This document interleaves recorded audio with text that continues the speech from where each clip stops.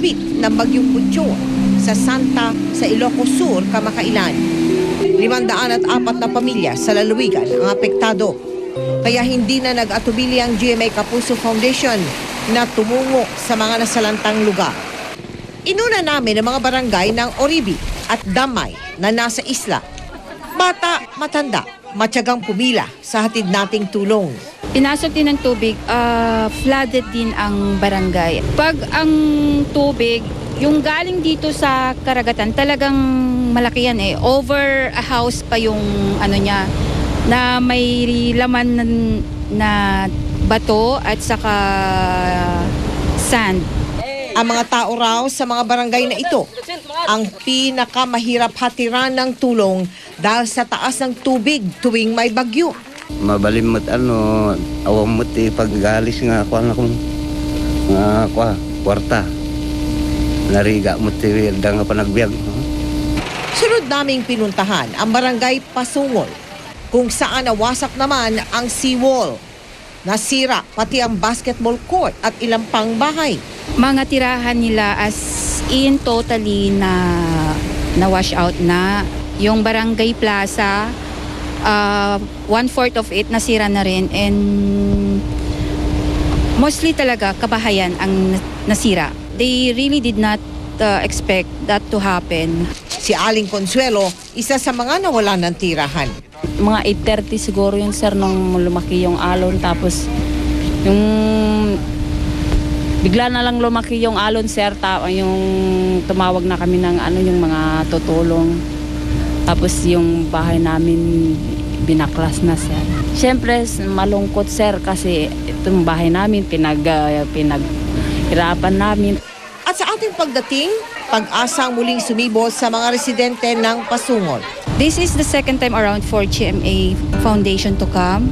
We're very grateful. Papasalamat kami, sir, dahil nakarating dito yung Kapuso Foundation na magbigay ng tulong sa mga kagaya namin mahihirap. At para sa mga taga-Santa, Ilocos Sur, bawat ngiti at pasasalamat na aming natatanggap ay paalala na sa bawat trahedya ay may naghihintay na panibagong simula.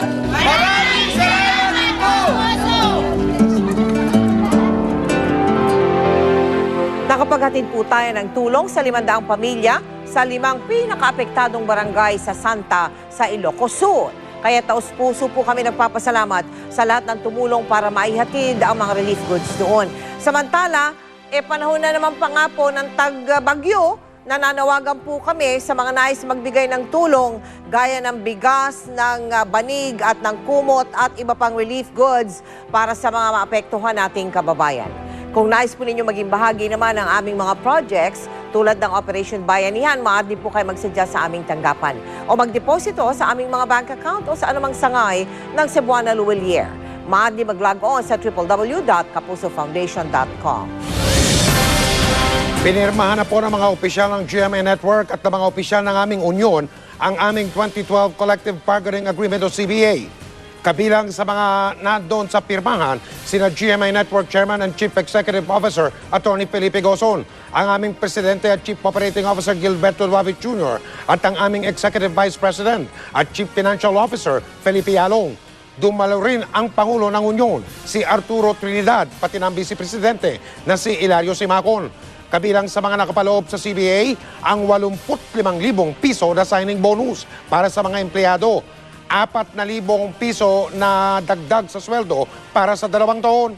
Ayon kay Tony Gozo na magandang kinalabasan ng CBA ay patunay ng magandang relasyon sa pagitan ng pamanuman ng GMA at ng mga kapuso naming mga empleyado.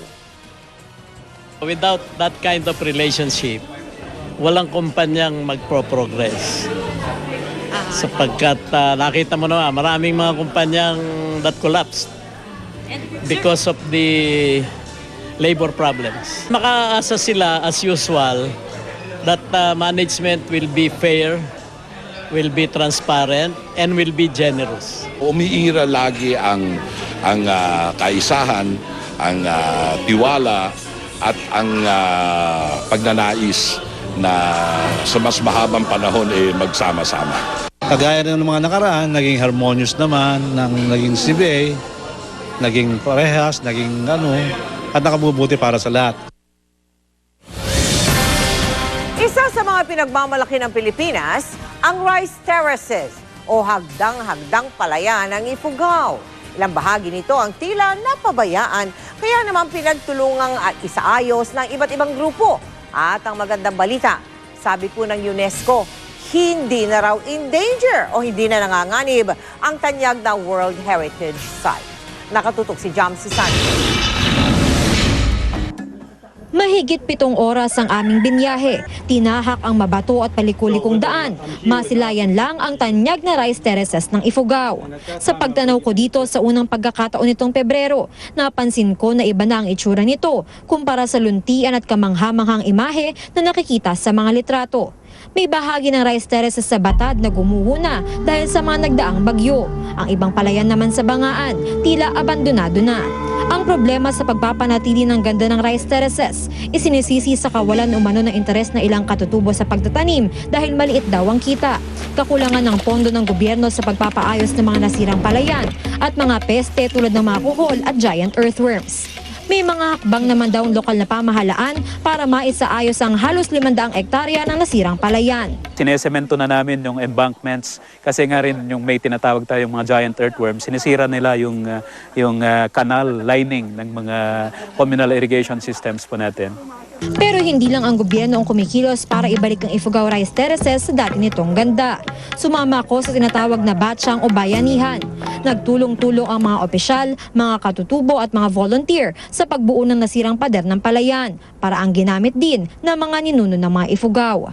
At hindi na sayang ang sakripisyong ito dahil tinanggal na ng United Nations Educational, Scientific and Cultural Organization o UNESCO ang rice terraces sa kanilang listahan ng nanganganib na World Heritage Sites. Kabilang daw sa mga pinagbasihan ng desisyon ng matagumpay na pagsasaayos ng mga palayan, ang pagprotekta sa mga ito at tamang pamamahala.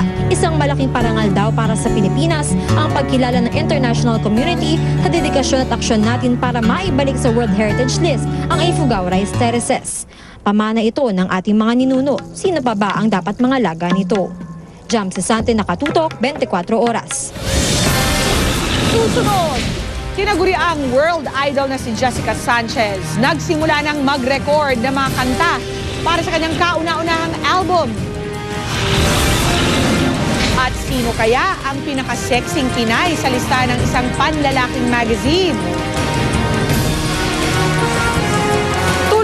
Pagtutok dito sa 24 oras.